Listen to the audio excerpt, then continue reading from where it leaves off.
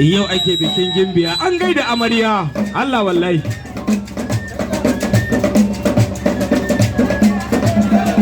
glass wada